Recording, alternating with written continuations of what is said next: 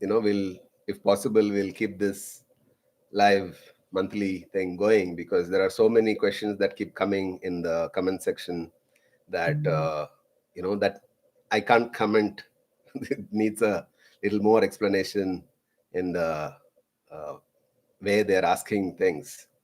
I know today we are always wanting something which is very short and crisp and served on a platter, but in the world that we are dealing with, or that we are talking about, it's not as black and white. There are so many things. The whole aspect of this is very subjective in nature. So first of all, I cannot recommend something, give a solution for somebody just based on a few lines there. Or even if they explain fully, I may not exactly know the solution. What we are trying to do in this channel is just sharing my experience from my own exploration, from what I've read, from what I have practiced, and things like that. So I thought this will be a good platform where we can address those questions in little bit of more detail. In 1 hour, I don't know how many questions we can. There's lots from the previous few videos and a few DMs that had come to me.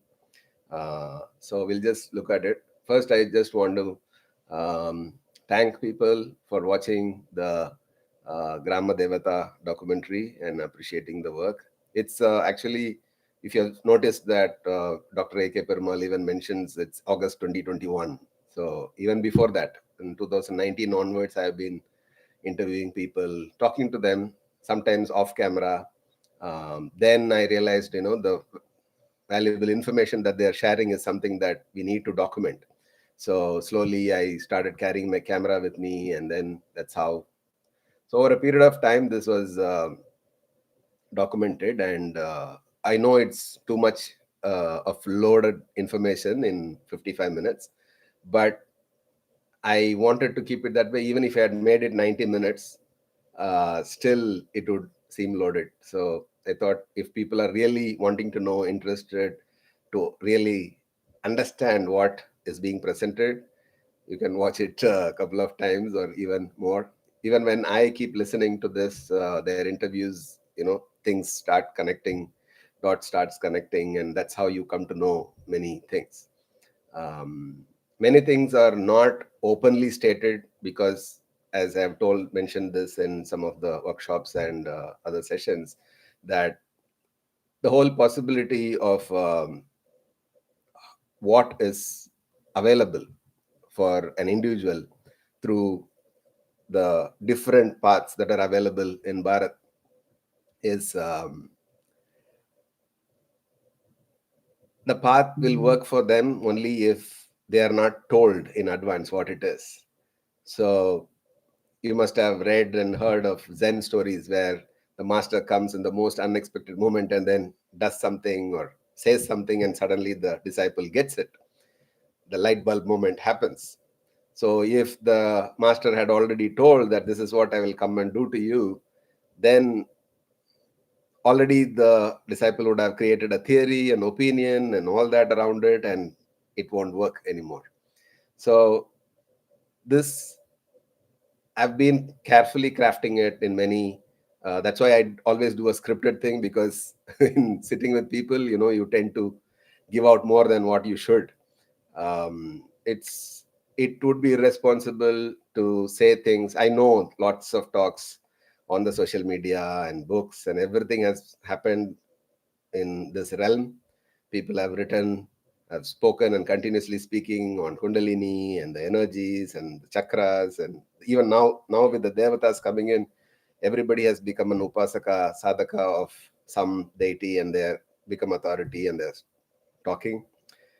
So in such a world is where we exist. So not that we want to do anything similar to that, but we want to create this awareness, because there is a basic lack of knowledge among of these things. So whoever has the maximum uh, viewership is considered the authority. That's a very weird metric that we have today in this world.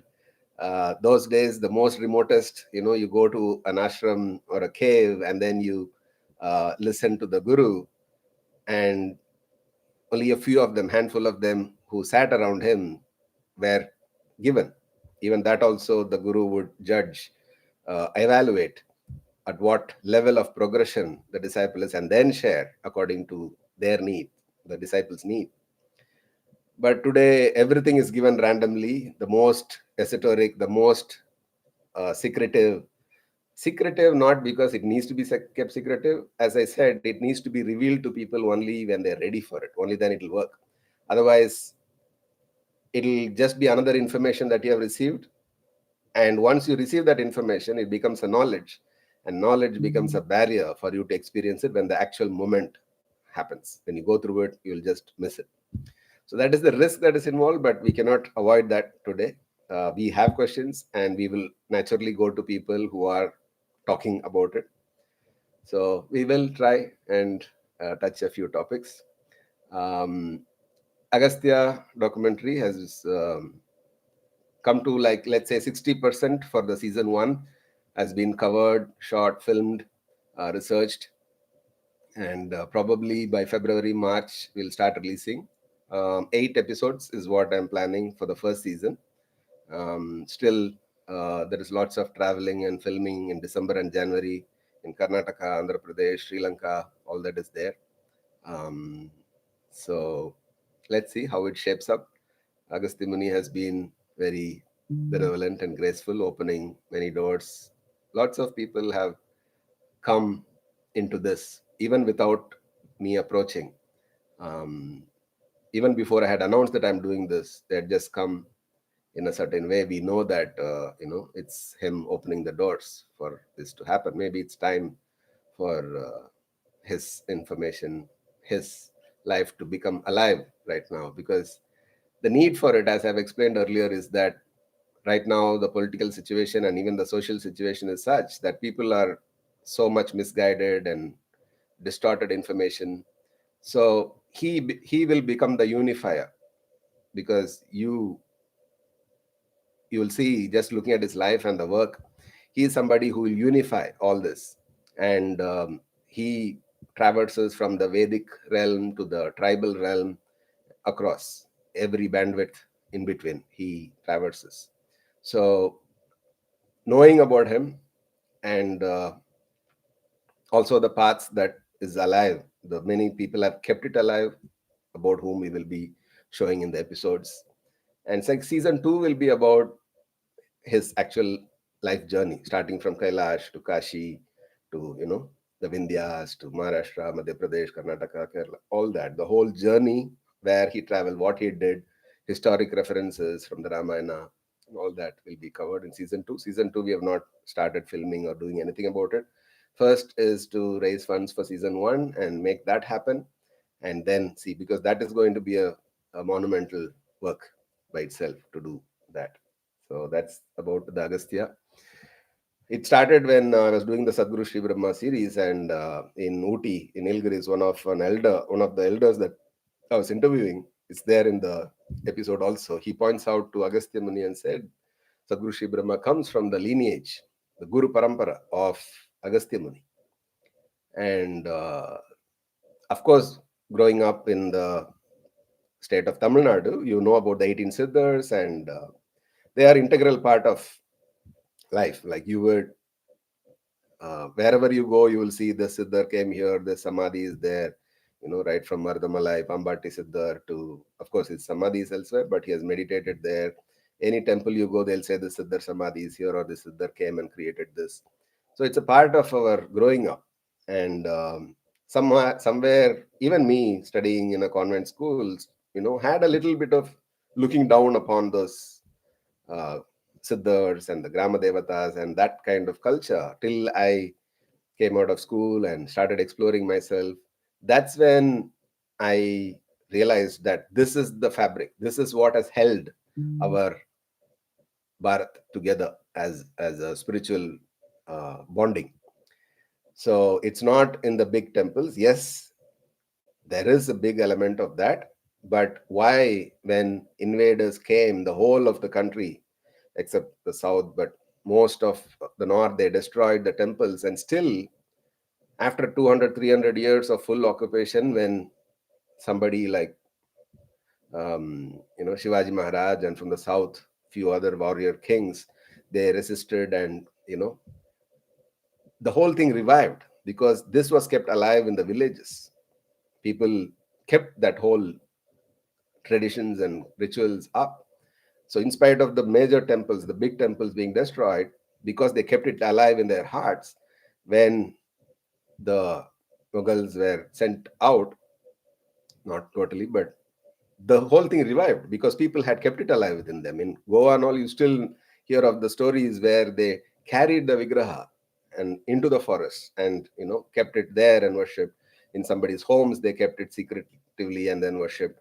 So all this has what has kept it alive. And right now, the phase that we are going through, I always have this discussion with people that why are you so fanatical about, not that fanatical like others, but very strongly wanting this knowledge to spread amongst Hindus. Hindus, and I mean Hindus, anybody who is wanting to know is a Hindu, because that's the beauty of Sanatana Dharma. That's the basic aspect of Sanatana Dharma, that you are seeking, you are asking, you are questioning, you want to know. That is how the Puranas, the Shiva Purana, Parvati is asking Shiva, and Bhagavad Gita, where Arjuna is questioning and asking Krishna. So the questioning aspect is what has kept the Sanatana Dharma alive. So any path where there is a freedom to question and explore, and that aspect has to be kept alive. These days, we are fixing it even amongst the many paths. There is lots of conflicts these days, which I am watching. Many authorities, explicitly stating this is the path, anything else is not. That's a sure way of bringing in a monotheistic religion, like Abrahamic religion, where they say either you believe this, anything else doesn't exist or should not exist. That's even worse. So, to keep that alive, that's the whole aspiration of this channel, where we want to present every path that's available for people to follow, be it the Agamic, the Vedic aspects of, we have documented lots of things yet to be released, of course, but the gramadevata aspects, another 4 documentaries will be coming out, shorter documentaries will come out on specific gramadevatas. So the aspiration is to make the knowledge available as it is, and people can choose, and they should have the freedom to choose. The moment we start imposing what we think as true, if I am going to put my opinion into the documentary or the content, then I am no different from another religion imposing it upon me. So keeping that constantly on is how we are doing this. But when you are doing a video, there should be an intent. So yes, I may have a hidden agenda to establish that fact in that video, but I don't impose. Many people, when they DM me asking, can you refer somebody, or some place where I can go, I can only suggest. I cannot endorse. It's a big difference, right? Um, and not say that if you don't go there, because I'm telling you, I'll stop telling you. That won't be fair on my part. So we are just sharing these options that are available. So we'll look at, there are lots of questions. We'll quickly run through. Annamalai 3360 says, Namaskaram Anna, this is Vijay Bhaskaran from Chennai. Can you speak about Thiruvannamalai and its features? Also, in what way and when should Giri Pradakshina be done by common people like us to benefit spiritually and materially, and to feel the presence of Lord Shiva in our lives? Thiruvannamalai, I grew up in um, in Neyveli, which is just 3 hours from Thiruvannamalai. So we used to go for the Pradakshina during Paurnamis, when I was at school, maybe when I was 12, 13. I remember we used to go a few months for Paurnami. The thing with that time, it was not as famous as it is now. Now you can't even go and have darshan. You need to wait for 2, 3 hours or 4 hours on normal days. Paurnami days are like impossible to even go in. So these things got famous because Ilayaraja and Rajnikant, they started doing the Pradakshina, put the lights, the roads, and all that. infrastructure wise, things developed later on. But when we used to go, it used to be just normal kacha roads. I remember like having boils the sole of the feet, but just because of walking in the stony path. Uh, so that the place itself, of course, you can, the legend, the story of how Arunachala mountain happened. They consider the whole mountain itself as Shiva himself when he took the form of the light. That incident where Brahma and Vishnu argue who is the biggest and come to Shiva, and he reveals himself. So they say after that whole incident happened, he condensed and became the mountain. So this is to show or to convey that that whole mountain is considered as the Shiva linga itself. Ramana Maharishi, that's how he has shared. He has always, once he came there, he never left that place. For him, he said that is everything, that's Shiva. But once, how this happened is something that we cannot, uh, you know, try and research these things. This is like any other kshetra or temple that is created. When they create a temple, there is how we know that they have created something for people to come and access and make use of is there'll be some kind of ritual that gets started off. And before they start the ritual, you will know that they have set up a certain energy system there. For example, one aspect of Arunachala, Thiruvannamalai, if you look at it, there is this the mountain, and on 8 directions, the four directions, and in between 8 directions, they have specific lingas. So these ashtalingas are for each direction, and this is something that those who have attended my workshops will know, and I've made videos also on that. There are these dikpalas in a kshetra. When you're creating a temple, the Garbhagraha is there and the Parivara Devatas are there. And then outside the Parikrama, you will see the Dikpalas, the 8 directions. So the moment you have created that, that means you have demarcated this is the energy fence for this whole central point. So you know there is an energy system activated for people to come there and make use of. So that is how I look at Arunachala. Of course, there are many, many Siddhars who have come there, many masters have lived there. Even now, they say that they go around in their Sukshma Sharira, in their subtle body. They say they do the Giri Pradakshina. Doing Pradakshina is a practice that has always existed, um, be it Ganesha going around Shiva Parvati for getting the Jnana Phala, the fruit, as a prize, or any temple that you go, why you're asked to go around doing the Pradakshina, is because that is how it is designed. That the way our planet goes around the sun, the whole solar system works, is how they have devised the temples. And the kshetras also, when they create tirthastalas, we call any pilgrimage center, when many Siddha Purushas, when many Siddhas come to a certain place, they keep adding their contribution, their energy contribution to that space, so that even after they shed their body, either they can be available for many more people, or create that possibility for people when they enter that space. When I say possibility, it could be anything. People come there just as a devotee to pray to Lord Shiva. They connect to Shiva as personification, as a human form, others as an energy form. So there are many ways in which people could come to that space. For everybody, there is a option created, and it won't be a conscious, visible thing. Once they create an energy space, you go there and things happen for you. There is no logical steps there. So you will see in the Pradakshina, even today they say during the Paurnamis when we are walking, the Siddhars are also walking along with us in their Sukshma Sharira. That means we can't see them, but in their subtle body they also do that. Because when they shed their body, they take the sankalpa that I want to keep doing this, so that this is available for many more people who come.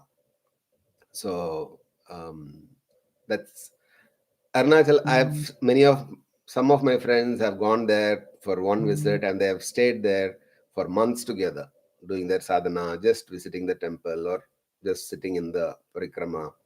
Um, so that is one of the Panchabhuta Sthalas for fire. There is no specific sadhana per se that I know of, but what I've heard um, Sadhguru speak about it is that for the Buddha Shuddhi, for the five elements to get purified, at one point in time, all these five temples they're together. Um, Kanchipuram for land, earth, water is Thiruvannamalai, fire is Thiruvannamalai, uh, air is Kalahasti, and space is Chidambaram. Tiruvarur was the earth element temple before the Pallavas came in and they had their kingdom at Kanchipuram, and hence that earth element practices or ritual shifted to Kanchipuram. So Tiruvarur, even now, if you go there, you'll see around the parikrama there is lots of Shivalingas, almost 108 kind. So these are actually people, Siddhars, who have taken Jiva Samadhi there because that's the earth element temple and that's where they wanted to shed their body. So it's very ancient temple. It's spread over hundreds of acres. Just water, the water body itself, the Pushkarni itself is, I think, around 100 acres, and then the temple. So that we can say that it is the crucible in which the five elements function, the five other temples function. So at one point of time, the same rituals in all the temples must have been happening. But now it's all under individual administration. Each rituals are separate. So I don't know how much of the Buddha Shuddhi aspect works, but whatever sadhana you have learned, you are practicing, it's always good to do around a kshetra. Similarly for Arunachala also, you can go there, stay, for whatever time period. So it will work uh, wonders. Chandrakala Sharma is asking, what is the significance of the star tetrahedron in spirituality, specifically in relation to Sadhguru Shribrahma? In various ashrams associated with Sadhguru Shribrahma, the star tetrahedron symbol can be seen on the walls, implying that it holds a special significance in his teachings. In his teachings, there's no records except the Jiva Kanni. In Jiva Kanni, we never attempted to translate the whole thing. Whatever easiest is what we chose and put it on the start of the episode because it's very cryptic. Even people who are well versed in the ancient Tamil, once they are scholars, they will translate it in a certain way, but we don't know which space he gave that song. But the star, the uh, tet- star tetrahedron, we don't know if it's tetrahedron, but it's 2D, at least that much we know. The star is because in the yogic culture, um, the whole aspect is to combine the Ida and the Pingala, the male and the masculine and the feminine aspect within the individual, be it in a male body or a female body. The whole aspect is to combine that and have it rise in the Sushumna. So Shiva and Shakti, when it's personified, it's called Shiva and Shakti. Shiva is represented in the tantric realm as the upward triangle, and Shakti is represented by the downward triangle. So when you interlock both of them, you get that star tetrahedron. So above this, we call the Shiva aspect, and the down as the Shakti aspect. So Shakti rises to meet Shiva. That's how the whole symbolism, the story, all that developed. That's just to convey for people, to make people understand that. But there are practices to do that, and when both combine, so the Anahata symbol itself is represented by that star. So it just basically represents the union of Shiva and Shakti. If you know of Skanda or Muruga in the Tamil pantheon, the Kartikeya Subramanya, his yantra is the star because he has born out of a combination or a union of Shiva and Shakti, is the son of Shiva and Shakti. So Saravana Baba, the six syllables in Tamil, is the um, six-lettered mantra for him. So everything is in multiples of six when it comes to his. And the sixth day of the lunar tithi is when his day is. So things like that come from that star. So it's a whole world by itself. Like how Kaumaram, like how Shaivam is a Shaiva worship, Shaktam is Devi worship, Vaishnavam is Vishnu worship. Like that, Kaumaram is Kumara or Muruga Kartikeya's worship. It's a whole Paddhati. When we say Paddhati, it's a complete path by itself. Um, yeah, so whoever comes from that path, they usually put that star there to indicate this is the path that they have adopted. When it comes to Sadhguru Shribrahma, he mostly his path that we know of from the writings and the other people's notes is that he was a Raja Yogi. Raja Yogis follow the Ashtanga path, which is thank you.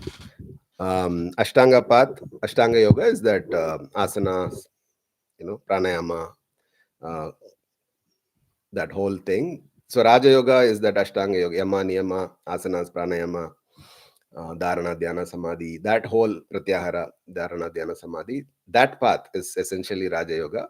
And because he comes from that path, the star symbol has significance there. Um, his disciple is who established the Shivaraja Yoga Matas everywhere. Sadhguru Shivaraja Yoga Mata. That's how he established it in different places after Sadhguru Shribrahma left. So probably he had created that icon or a logo for the uh, ashram. Ankit Gupta, I get vivid dreams of temples. I don't know which turn out to be real.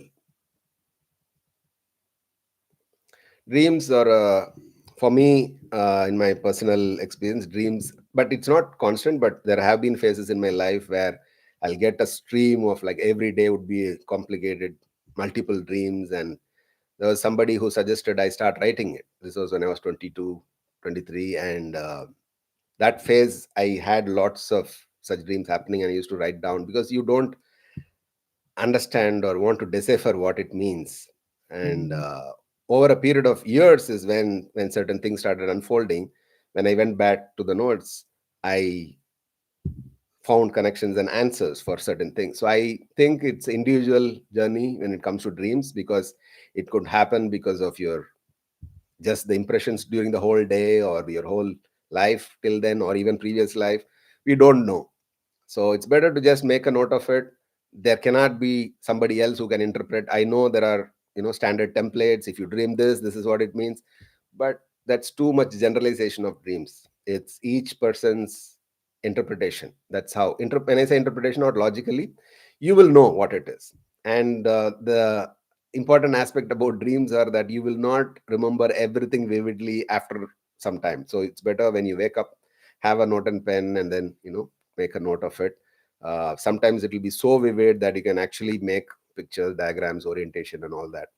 So, yeah, um, dreams in the Native American tradition and the Aborigines of Australia, they don't consider going to sleep and the dream as something which is of this realm. They say that you go into a different realm, a different world altogether, and that's where you get rejuvenated and then come back to this world. To the extent Native Americans go to say, even Siddhars talk about Shushupti, Swapna, and Shushupti states of minds. It's beyond the mind, but still they consider it part of the Manonmaya Kosha.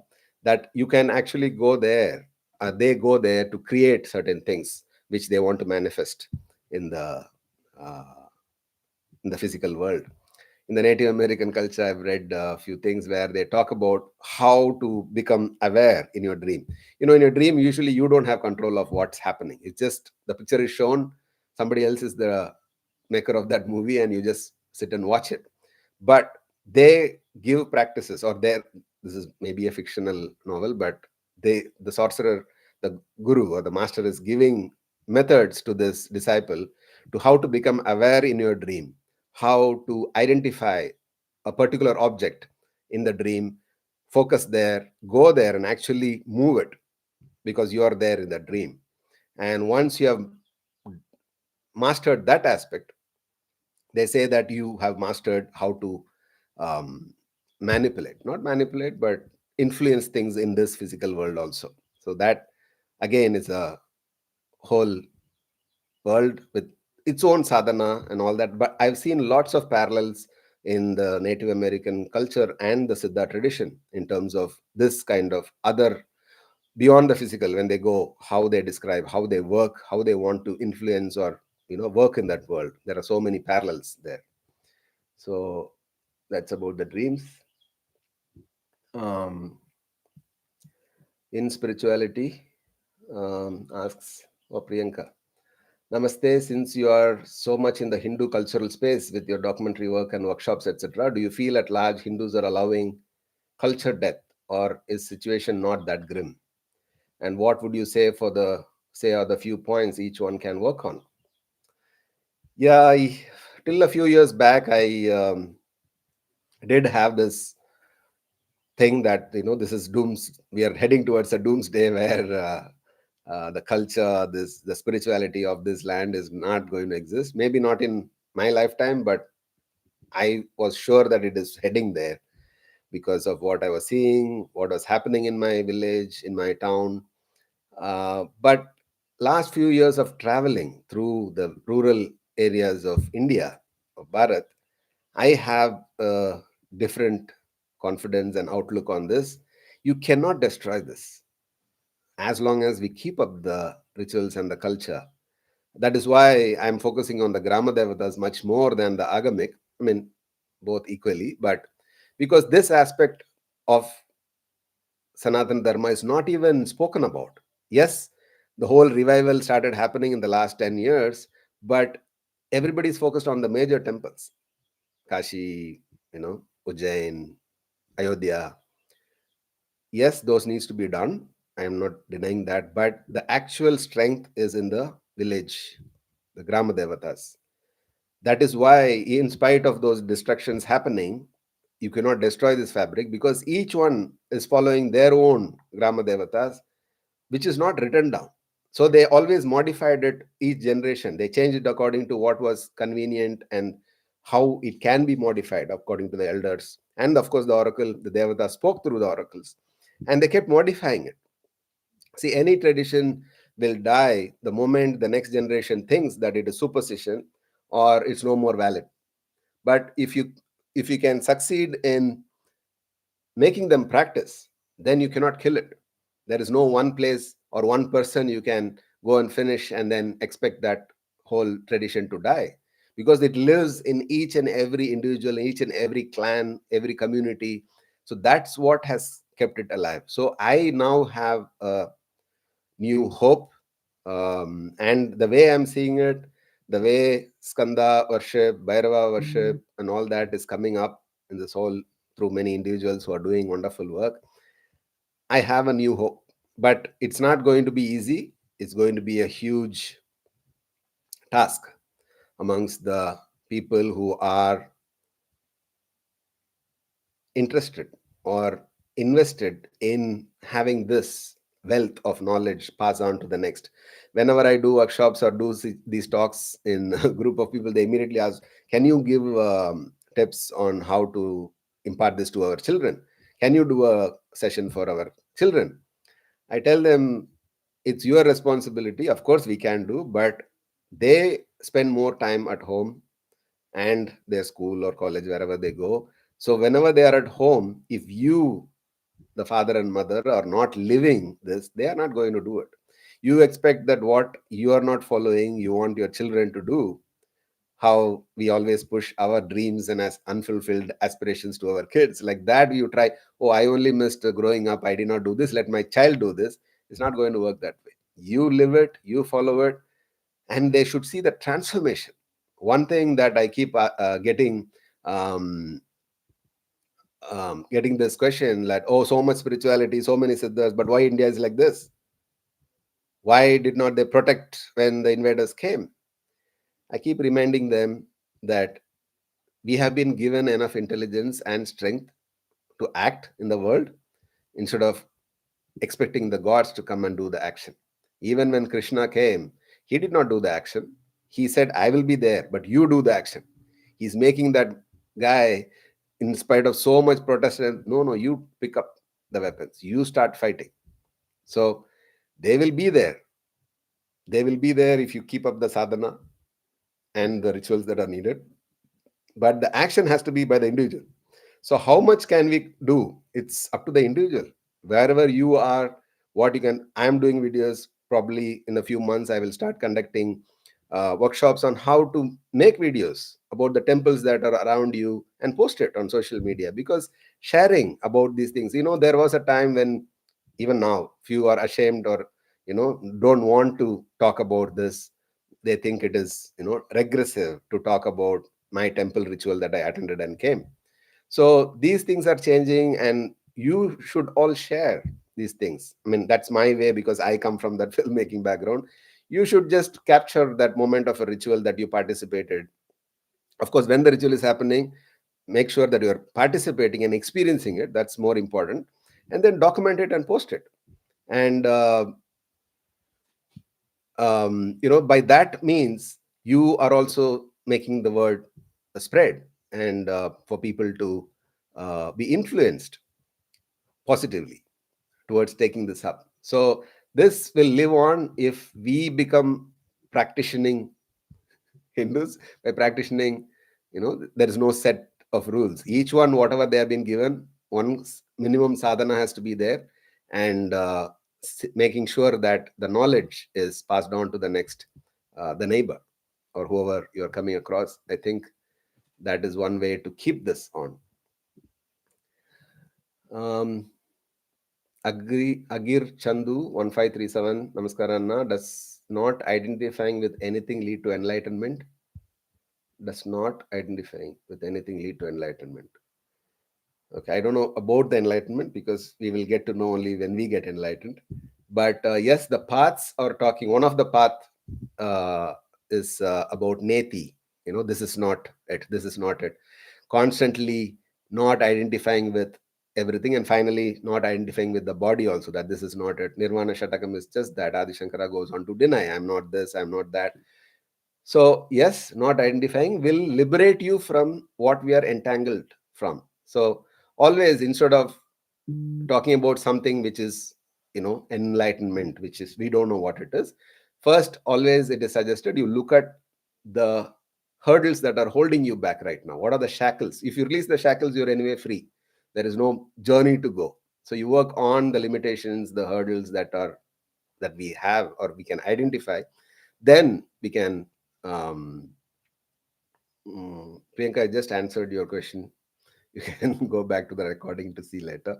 So yeah, so this is a process where not identifying with it is, yes, it is one of the paths in the tradition to get to that state of being free of the shackles, is what I would consider as enlightenment.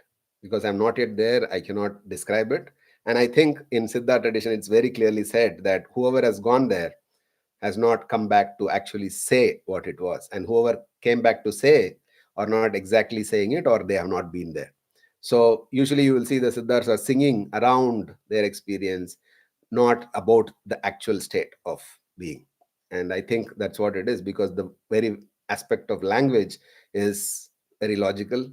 And what is an experience beyond the logic, beyond the mind, beyond the five senses, cannot be put into words. So what everybody is trying to do or tried to do in the past is to talk about the experience around it, how I feel about it. Again, the moment you have condensed an experience into an articulating language, you have distorted the experience. So yeah, one has to get there to know it. But yes, not identifying with anything is one of the paths that are there in the tradition. If I have ancestral roots, that is, my forefathers lived in a particular village, but I have now moved to a different one, should I start praying to the gramadevata of the new place too, along with my ancestral one? Yes, you can. As I said in the gramadevata video also, see, the gramadevatas, they are like parents. You are, in your school days, college days, you have friends, college friends, school friends. You go to your friend's house, their parents also you call amma, appa, and then they also take care of you like their son. This is how the gramadevatas are also there. Wherever you are, you go and you know connect with them and say, see, I have come here, this is where I live, take care of me. when you are doing with paradevatas, Vishnu, Shakti, Shiva, and all that, they are for a higher purpose and all that. There, you don't go and do all this. There are paths to get to that. It's a long path. It's a hard discipline, integrity, all that is needed. But with gramadevatas, it's just devotion. You just go there like a child and then go and ask them. They will respond. So yes, if you have now moved to a different town, you can,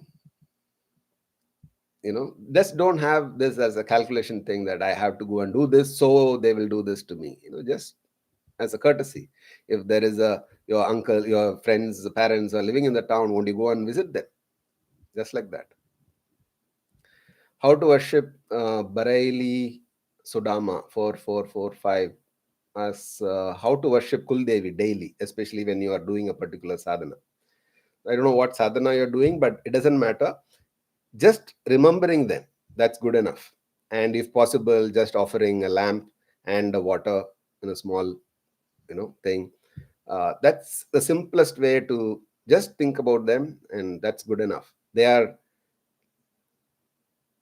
come instantly. When you need them, they are there. So they are very fast in coming and addressing it. It depends. I mean, there are many other factors also involved, but yes, they are very easy to appease.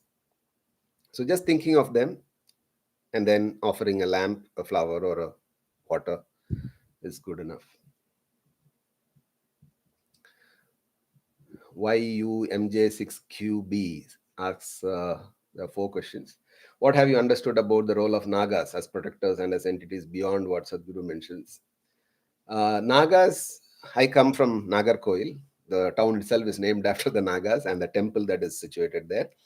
So I have done quite a few interviews on the Nagas, visited a few temples in Kerala, and of course Nagarkoil also. We will be talking about that in detail. But yes, I did not include Nagas in the gramadevatas because they function differently. From what I have heard from the people who have even established Naga shrines, they say that they cannot be wooed or invoked by emotion. They respond to the rituals. So other devatas, the grama devatas, are saying they are like your parents, or you just go and ask. They come. They act out of the love and connect that they have with their clan or that geographical area. But Nagas are not like that. They are just like that. If you want, you go and do certain ritual and they respond. That's how I see. It's a very clear distinction with the Nagas that I've observed. And of course, people are going there for their problems with businesses, relationship issues, fertility issues, marriage issues, basically Rahu Ketu issues. But Nagas are beyond that. Right now, that's what they are seeking, and they will provide that. But Nagas are said to be a part of human evolution itself, human intelligence itself. So that way, we'll talk about it when I do the Naga documentary. You might have observed this in the pillars of Agamic temple, where there is complex patterns of 2 snakes intertwined. The simplest one is this, the DNA kind of intertwined, but you will see complex square shaped, multiple knots and all that. This is something that is a depiction of how the Siddha or the yogi made his energy system. So it is from here to a much complicated thing. He has made it to create or establish that space. That's what the depiction is. Maybe it is a roadmap for some other Siddha who comes. Like, okay, this is how I've done it. You don't have to sit and figure it out before adding it or modifying it. This is the template. He has left those templates there. People who have attended certain consecrations, you would know that you are made to recite a certain mantra, bija mantra, or sounds in a certain way. This is to re-establish your energy system in a different way to be a part of that consecration. So that's what happens. So Nagas are a depiction of your energy system and how they are in an evolved state. So once you do that, you are synchronizing your energy structure to this evolved Nagas. So Sarpas are the physical snakes that you see. Nagas are the evolved. That's how the distinction they say. So once you have you have become in sync, they say that they can show you a whole different world, because Nagas are known for their, Sarpas are also known for their perception, their connect to the Akashic. So they can reveal things to you which normally we cannot see. So that's about the Nagas. What are some unknown or lesser known Samadhis in India that are worth visiting? Every Samadhi is worth visiting, because each one will have its own different energies and how it influences you and your life, both spiritual and material. There are many Siddhars who are famous in Tamil Nadu because you go there, money will come, your business will run well, so people will flock there, so it becomes famous. But the lesser known ones are mostly the spiritually oriented ones. Um, how many are there lesser known? Just in Chennai, if you just Google it, you will see a list of 120 Jiva Samadhis. So they are innumerous. This land is abundant with such Samadhis. Siddha Purushas have walked this land. That's why today what we know is because of the Siddhas documented their experience and left energy spaces for people to come and to go and make use of. So there are so many Samadhis like that. So whichever, whatever is in your locality, you can start visiting, go there regularly, sit with the eyes closed. Even if you have not learned any meditation, just sit with the eyes closed there and come. You'll see a tremendous difference happening both within and in the outside, your outside situation. How can foreigners participate in maintaining the ancient spiritual path of Sanatana Dharma in and outside India? So we don't have to maintain something which is Sanatana Dharma. Sanatana itself means it's eternal, it's always alive. Are we going to be making use of that path? Is the question. So to be able to make use of that path, you should have an active practice in your life. Some kind of sadhana has to be there. If it's nama japa or mantra japa, or if you're initiated into a mula mantra, or a kriya path, or you're a hatha yogi, it doesn't matter. Some kind of practice, you have to keep it alive for you to make use of what Sanatana Dharma is offering to you. So, as I said, you cannot do something to it. That if you want this to be alive in the way that it was at one point of time, it has to start with me, the individual, that I start including some kind of sadhana in my life. Then something happens in the outside. Um, that's one thing that I am very disappointed in many of the organizations I have met with. They're all having high aspirations. That's because they see a villain who is out there to destroy this whole Sanatana Dharma. So they want to defend it. Yes, we need to do that, but you need to keep this alive within you without and understand what you are trying to protect. Without knowing what you are trying to protect and keeping that alive within you, what are you going to go and fight for? It'll always be a distorted fight. It'll be a personal fight. So that's something that has to be put into people, that you keep that fire on within you. It'll take care of it. You don't have to think of a strategy. It will act through you. Has there been any one particular interaction with a sadhu, guru, or seeker that deeply touched you in your journey? Something they said that stayed with you? Yes, lots. I can, whoever I meet, you always people, as I was telling in the beginning, you don't have to consider one authority figure, or whoever comes on the YouTube and then says as the word, unless it is true for you, it is not true experientially. So that way, many people have contributed, you know, um,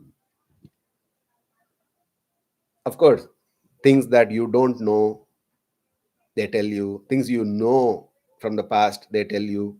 Those things are there. That just for them to show that I know, I see you, kind of thing. But yes, they have seen people like in Kashi, for example, one sadhu who's in the Shakta tradition, and another from Kedarnath whom I met. These are people, the way they have made themselves. They have met their guru only once, and they did not even get initiated into something. They just gave something to do for 12 years and then come back to them. And the dedication with which were doing it was just, I was, see, we don't understand the luxury in which we live and how we take things for granted in this realm of spirituality is something it hit me when met these two people. Specifically, I'm talking about the Kedarnath person and of course the Shakta tradition person also. December or Decembers are very cold in Kashi. He still goes there, stands in waist deep water and does his sadhana for 1 hour, and then, just because his guru had told do this for 6 years and then come back. The Kedarnath person for 12 years, he just said go do this and then come. So there is nobody monitoring you, there is nobody keeping on telling you every day, but they do this. That kind of thing is something that really moved me, because we are used to having an infrastructure and an organization, a group of people, managing you and your sadhana and, motivating you, all that.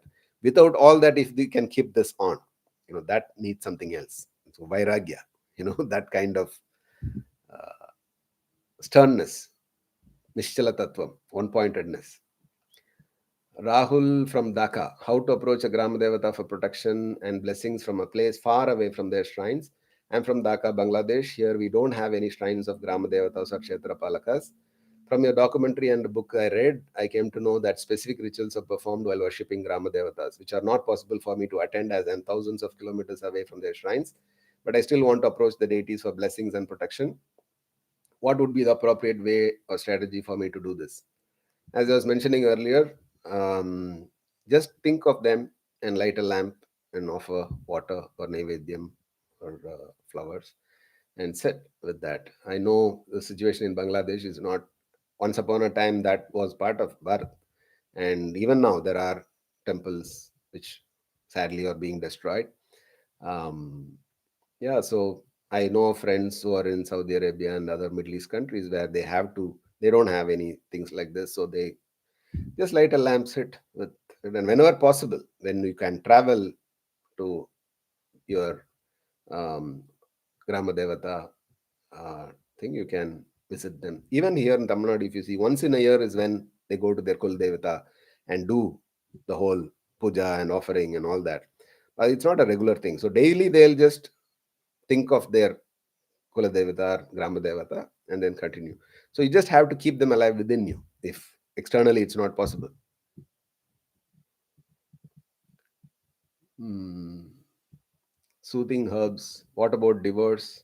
After divorce, does the woman keep worshipping Kuladevata of husband even though she is now no more connected with her own family Kula?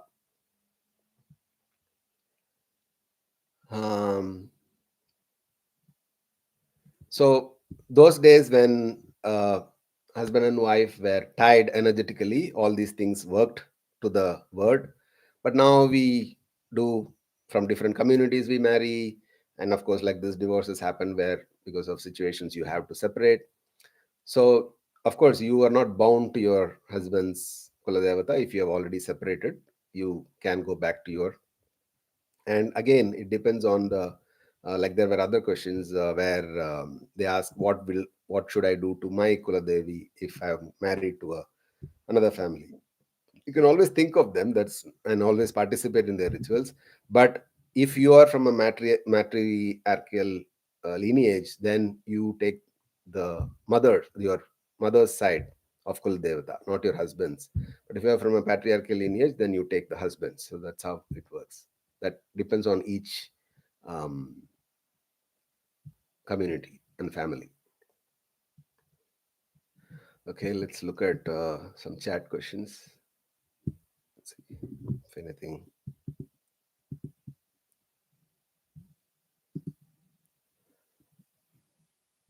Sandeepana, my question is, why don't we see any live Siddhas as before who has mastered Siddhis? How do we learn such Siddhis? Or at least witness one. Have you witnessed one? Yes, we have many Siddhars around, but as you said, we can't differentiate between the fake ones and the real ones. Siddhis were important when the technology was absent, to communicate to people, to make certain things happen for people. Now it's not needed, So the most important siddhi we need is to master ourselves, to transform ourselves so that we are successful both within and in the external situation. So We don't aspire to learn such siddhis. Siddhis happen as a result of your sadhana. These are side effects. The Siddhars whom we are talking about, or we have seen in the past, they did not aspire for the siddhis. They aspired for something higher, and these siddhis happened as a side uh, effect of that. In a trance, asks, Sir, would you like to know your detailed opinion of Sri Aurobindo and your experience with him and his work?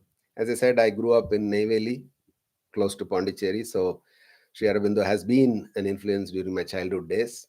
I used to read a lot of Sri Aurobindo. And um, yeah, I mean, see that once you enter this realm, it's very hard to demarcate and say this master influenced this much in my life. You don't know how much of an influence they act even now. So we call it's a network of masters, and of course they have given teaching specific to the path that they decided to transmit to their disciples.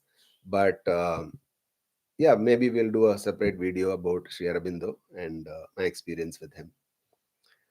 Sandeep asks, Anna, I'm expecting baby today or tomorrow. Anytime can happen. Want to ask regarding the blessings of Kuladevata on baby. What should I do as soon as the baby born? Any mantra or any ritual?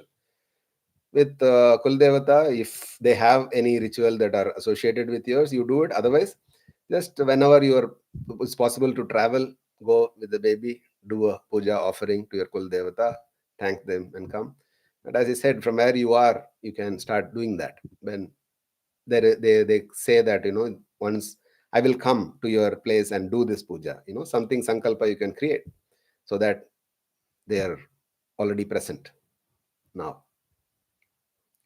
Padmini Narendran, Namaskaram. Why kids have to suffer when parents neglect their Kuladevata and leave the world without even informing about their Kuladevata? Yeah, what to do? the There is this whole individual karma, and then the family karma, and then the state karma, the country karma, everything. Just you are born in a certain land, you go through certain things. It's not in our control. So we only, instead of saying why did they do this, instead of that, let's see what we can do to change it. Yes, there are consequences for neglecting Kuladevata. Unfortunately, that's a phase that we have gone through with this whole colonization and modernization aspect. We have, even myself included, I used to look down upon the gramadevatas and all that, till I started researching and experiencing them. Then I felt or realized how powerful and important they are for our both spiritual and external well-being. um, yeah, so at least we should start sharing this knowledge and make sure that the next generation at least don't neglect their kuldevata. Did you complete wholeness program? No, I have not. Monalisha Patnaik, what is your sadhana routine, Anna, and have you attained some of these states? My sadhana routine, I because of the kind of work that I do, traveling, filming, it's very physically exhausting. And even editing is like that. Through the nights is when you get all creative. And once you're in that space, you don't want to get up. So there are hours, sometimes many days. This last 2 weeks has been with just 3 hours, 4 hours of sleep. Um, so the sadhana routine keeps changing. There is this minimal sadhana which I make sure that happens every day, no matter what, for both my physical well-being and spiritual thing. But yeah, otherwise it's at least 2.5 hours, 2 to 2.5 hours. If I have if a normal day where I can decide my schedule, it happens. What I do, I don't want to share. Attain samadhi states, I don't. I still want to continue making these videos, and I don't want to go into samadhi states. Um, yes, I have met people who have practiced and have hit those states, but it's not a medal or an award that they give. Okay, it's another milestone that you hit. Doesn't mean anything, because unless it leaves you transformed, it doesn't mean anything. So each samadhi is different according to the individual sadhana and the state is. So I what I have been doing, I will still continue doing because of what it does to me. That's all I can say about my experiences of sadhana. Um, Gnan was Sadhguru Shri Brahma, Sadhguru's past life. Can you please answer, Anna? Namaskaram. Shambho. I think he has spoken enough about this. I should not comment, even if it's Sadhguru or anybody else, about their past life. I have made the documentary in such a way it is about documenting Sadhguru Shri Brahma's life. Why? Because I had made promises to the ashram people who are maintaining these Sadhguru Shri Brahma places that they don't want any connect to anybody else. They have made that promise and then allowed me to film inside. So to keep that up, I have maintained that. And what is important is not knowing. Is that in Tamil we have this proverb, Vishimulam Nadimulam. Don't go and search for it. If a river is coming, just take and drink it from the river because it's come to you. Similarly, a guru has come into your life. See how to make use of, instead of going into the whole life and what they did in the previous, this and that, glorifying that. That's not needed. Right now, what is there if you're not going to make use of it? I'm saying this after spending 4 or 5 years of life documenting his life because that was needed, because that's something that we need to learn from. But what is the lesson? If right now you're not going to make use of what the guru is there in your life, these things are, it's beyond our understanding and perception. How what they did is what you will judge. Today he's riding a bike, he's doing this, he's doing that. That time he did this, he kicked people, he initiated people. How does it matter? We are just going to judge them by the actions that they did. Action that they did or they do is subject to the present social context and what their plans are for a few hundred years. So instead of that, if we can just focus on this, how have they influenced me, and let me make use of that, I think that will be more apt. um Aniruddha, Anna, can you please explain about Bhagava Saligram, as Sadhguru tell about them? I don't know about the Bhagava Saligram. um Vignesh Nandagopan, Namaskaram Anna, your work on Gramadevatas and Kuladevatas is a need of the hour. I'm committed to the cause in any manner that I can help. Thank you. We need definitely lots of monetary help, and because this is something that I'm doing full time, and fortunately, with the blessings of the devatas and whoever unknown to me, they have been taking care of me. I have a shelter, I have food coming to me, and of course for the expenses to travel. So as and when I get something, I immediately plan the next. That's how I've always kept it. I have not thought about what will I do after this. So if you can support it, definitely it helps. Are there recorded sessions of the workshop you conducted or no? If not, please consider releasing them as paid videos. Yes, we will be releasing recorded courses, online workshops, temple, culture, and rituals. It will be 3 or 3.5 hours sessions. It will be available as online workshops, recorded sessions. Vijay Kumar Premanna, why this much of time gap? Yeah, I think I should not give this time gap, but my work, you must have seen, like what's the gramadevata thing is. It takes years of trying to first understand, ingest within me, and then share it. I know YouTube today is full of people. They just go to a place, get few information, share about it, and then go. I somehow cannot do that, was not able to do that. But I think this kind of thing can happen regularly, so that even if I'm not releasing something regularly, you should always assume that I am working to come out with something.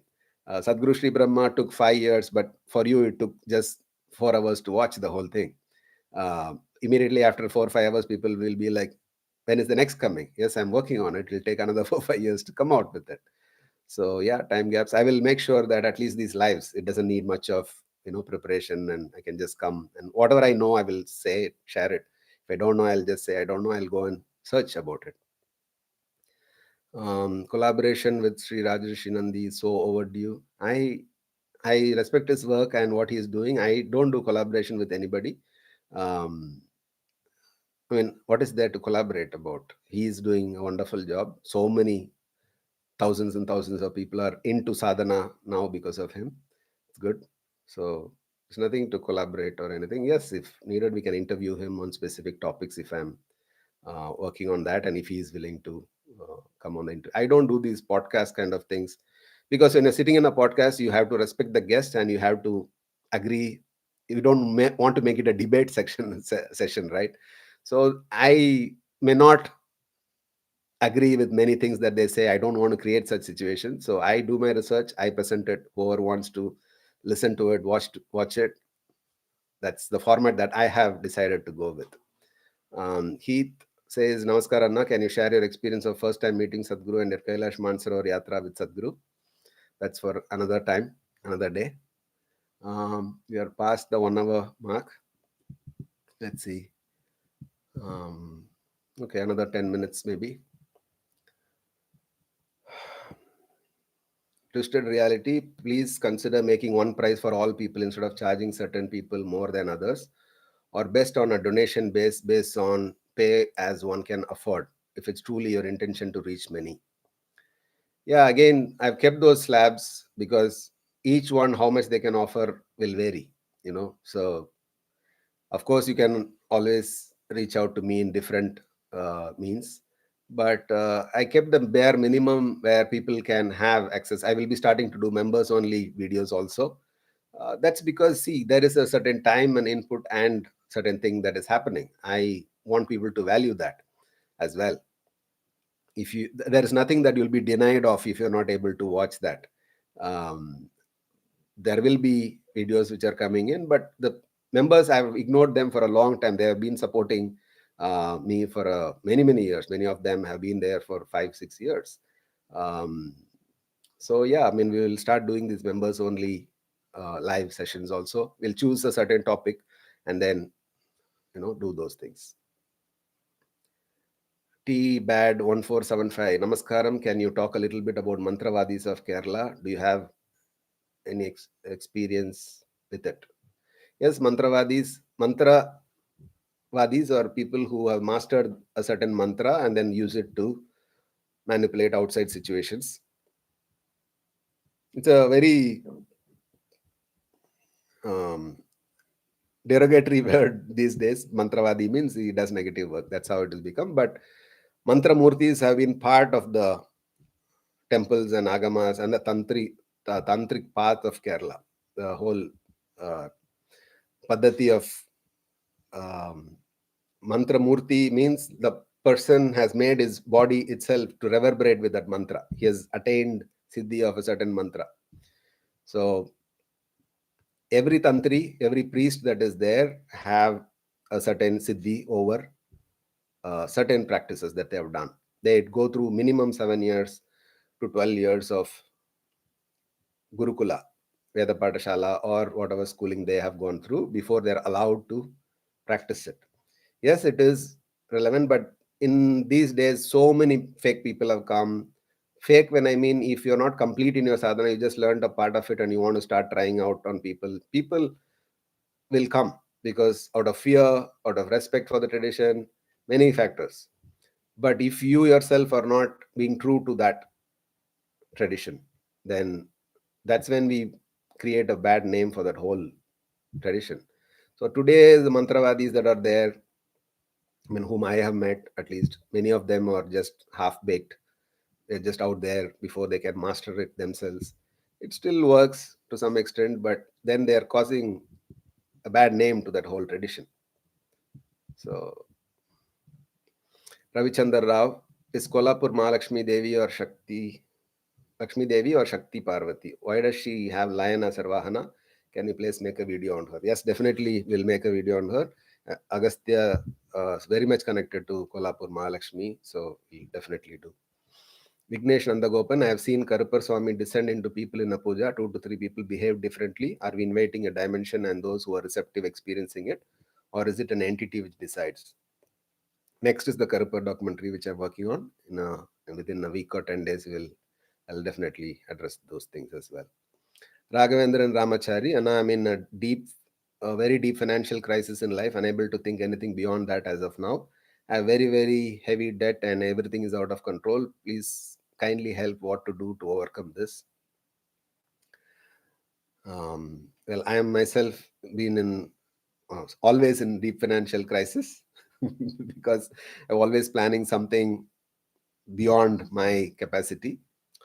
Having said that, yes, I have kept my responsibilities, financial responsibilities, to a bare minimum. But if you have a family and, of course, commitments business wise, I can understand it. It will be a real crisis. I hope you come out of it. Uh, I don't want to directly suggest rituals and all that, but yes, there are things that you can do. Consult uh, a pandit whom you know is genuine, and do certain rituals to get rid of certain hurdles. Of course, you have to focus on your business and what is going wrong there. You have to fix those things. Those things are the essential things. These can be supportive and empowering as well. So, not that just doing a puja will cure or relieve that whole thing, but yes, both has to happen hand in hand. Balamurali, Namaskar, recommend 3 spots to meditate at in Trivandrum. First spot, the most important spot, is wherever you are, because there is no best spot to meditate. Meditation is about you going within. But if you're asking about places which will be conducive for you, I've seen Taikadaya Samadhi near the railway station. He's also connected to Manavai Siddhar and Sadhguru Shribrahma in some way, indirect way. Narayana Guru Samadhi. And yeah, Chattambi Swami's sadhana sthal in Devi Kshetra, Attukal Bhagavati Kshetra. These three, I mean, I'm just thinking of my memory right now. These three are good. Um, I think we have covered and we have exceeded the time also. So we'll meet again. RMHX, Anna requesting you to make a documentary on the Rasavadis, Rasavidya practitioners of India, especially Siddha traditions of South and Himalayas. Yes, we'll do. Already I have 200 plus videos to be made, which are sitting in my hard disks. I have documented a few of them, which are connected to the Rasavadis, Rasavidya, also connected to the Shilpa Shastra, the people who make the bronze statues also.